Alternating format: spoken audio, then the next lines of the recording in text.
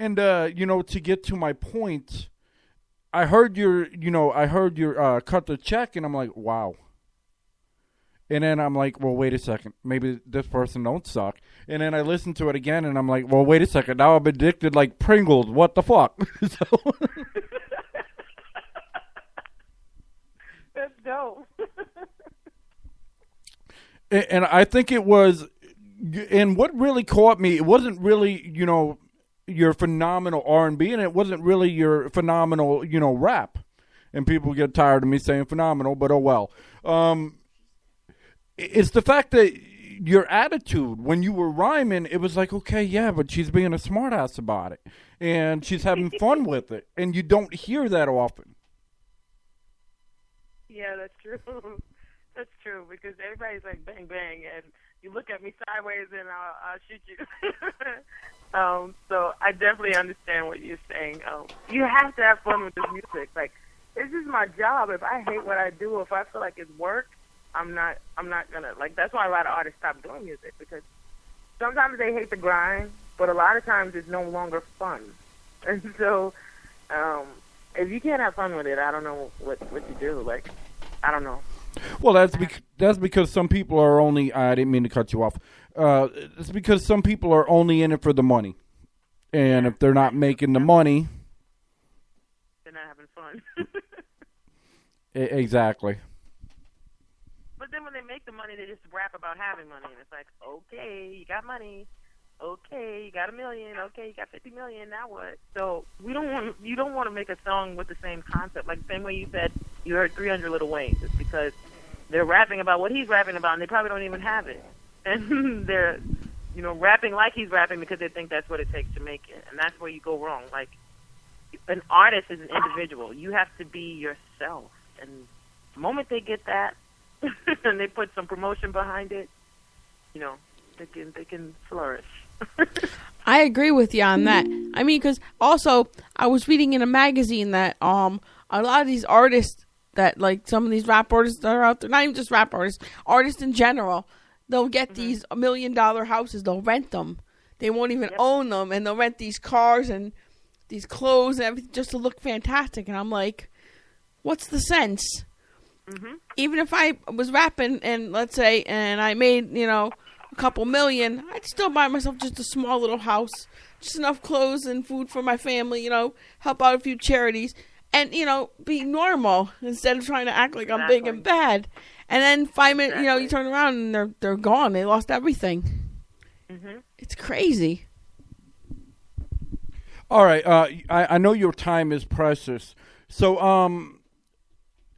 what inspired you to do this, as a career, and what benefit do you have of, going around touring and everything? Everybody has their own reasons behind things. Mm-hmm. I guess what inspired me to do it as a career, like I said, at that photo shoot, when I wrote the songs, I think if I was just singing and rapping, especially if I was singing and maybe doing cover songs, I wouldn't do it as a career. The songwriting is really what drew me to the music.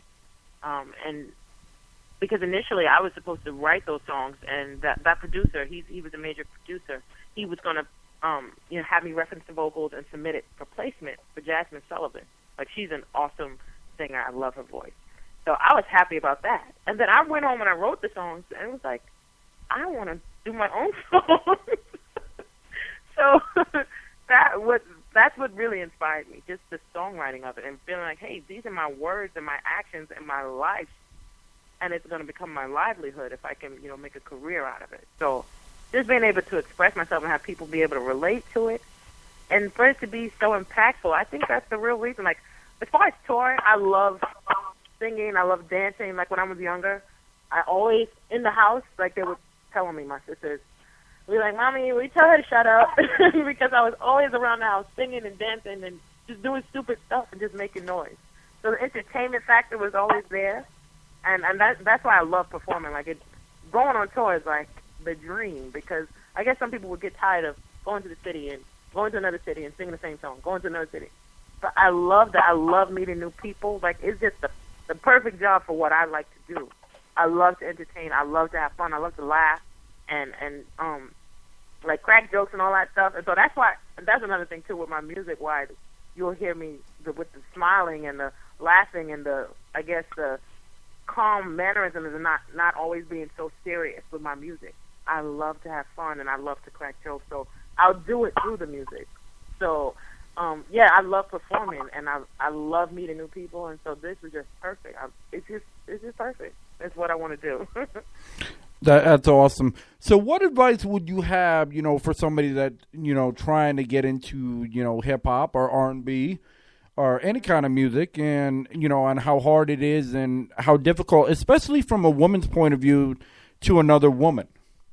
Mm-hmm. I think the best advice that I can give is that you have to be prepared to waste time and money with music. Like, you're going to meet a lot of people that are there to take your money and not give good on a promise or a service. You're going to meet a lot of people that are going to hype you up to take your money. Like, everybody that tells you your music is good doesn't really feel that. If you can tell with somebody who feels that if they support it. It's one thing to say it. It's another thing to support, your music. And a lot of people say that just so you'll work with them. So you have to watch out for that. And the main thing that you have to do in this industry is your business side has to be stronger than your talent. So I don't care how talented you are. I don't care if you're the best singer in the world, the best rapper in the world. You will go unknown and unnoticed if you don't put work behind it. And it's not just about putting money behind it, because if you put money behind it and it's not researched well, it's a waste of money. So you have to learn the game. Definitely, like, read all the articles and everything that you can find on the business, the books. There's so many things I want to say. Connect with the people, too. Let me say that first. Your fans come first. They're going to support you through this whole journey, whether you stick to it or not. They're going to tell you what songs they like, what songs they don't like. Don't expect them to like. Don't expect them to like every song. They won't. Especially if you do, sing and rap and do all this stuff. Even if you do the same genre, they might get tired of a certain sound. They might want you to try something different. Just stay focused, stay motivated. You have to promote. You have to get out and meet the people. They want to see your face. That's pretty much it. All right. And do you have any, funny stories to share with anybody? I can talk about this one tour that we did. It was the first. Was it the first time I performed in Atlanta? It might have been the first or second time I performed in Atlanta. It was a couple of years ago. And what happened? We missed our flight. I don't remember why. I think we didn't check in time or something like that. We missed the flight. So we ended up driving. We were close enough to drive, but it was still like a 4 or 5 hour drive because we were in Charlotte at the time. We ended up driving. Something happened with the rental. It was horrible. Okay, this is the worst travel experience in life. Something happened with the hotel, and I had to change in the bathroom. It was really bad. But and then I don't even remember. Oh man, I'm probably mixing up stories, but I know at one point we had to take a taxi to get to the actual place, and the taxi driver was driving around, and he was really taking the scenic route. I didn't know Atlanta that well, but I knew he was going away to run up the meter, and we were so late. But I was performing towards the end, so it wasn't as bad because I don't think they started on time. And it was just really horrible. But when I got on stage, they loved me. It was dope. The crowd, like I said, the people. For me, a venue doesn't even matter. If the people like the music, I'll have a good time wherever I'm at. It could be a hole in the wall spot. And if the people are turned up, you will really. It's like your music just comes alive. That feedback and that energy is so dope. So yeah, it was a really bummy, messed up travel situation, and learned the hard way on that. All right, so if you could perform with anybody out there today, who would it be, and who would you perform with anybody that's not out there today? Let's see. I have a top 5 list of who I'd like to work with, and in no particular order. It's Joel Ortiz, J. Cole, Jasmine Sullivan, Lauryn Hill, and Little Kim. And yeah, that's my top 5. John Legend too, but he's not in the top 5, but he's really dope. Oh, he's an honorable mention then. Yeah. All right. Well, I mean, we really appreciated, the time and everything, and the fact that you're featured. We'll try to, get you on, as long as we can. But we also realize that it's the weekend. I'm sure you got everything lined up and everything. But being a, smaller, station or whatever that's building, what are the chances, if any at all, that we could get an autographed copy of your CD, not to sell to anybody, but just to have as a kind of, okay, this is our Grammys, we're never going to win an award? No, that's fine. We can make that easily. You can just send an email with the address and everything. We'll make that happen.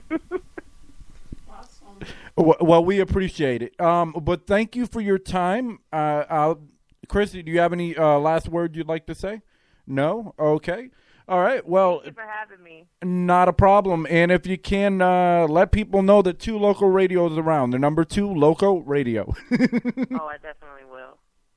All right. Well, it's been fun, Tamara. I wish I had all day, but I know you're busy. So we'll definitely have you on in the future if you'd like to come back. All right. Cool. Thank you. All right. You have yourself a wonderful day.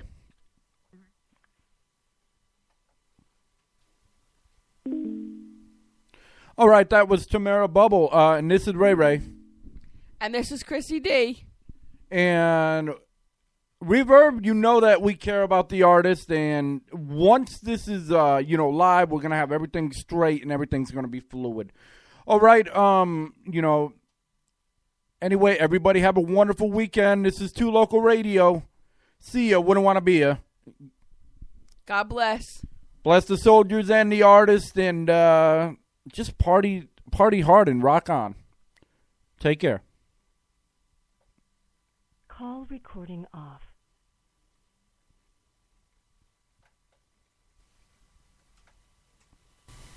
Awesome. She was fun to interview, wasn't she? Yeah, I mean, it was a blast. I'm mad that... Oh, wait. You had a problem, but nothing you can do. All right, if anyone's still here, I do apologize. There's some technical... This is going to be fixed in a moment and everything, and I totally forgot it's still broadcasting. But it's all right. People make mistakes. Have a wonderful weekend.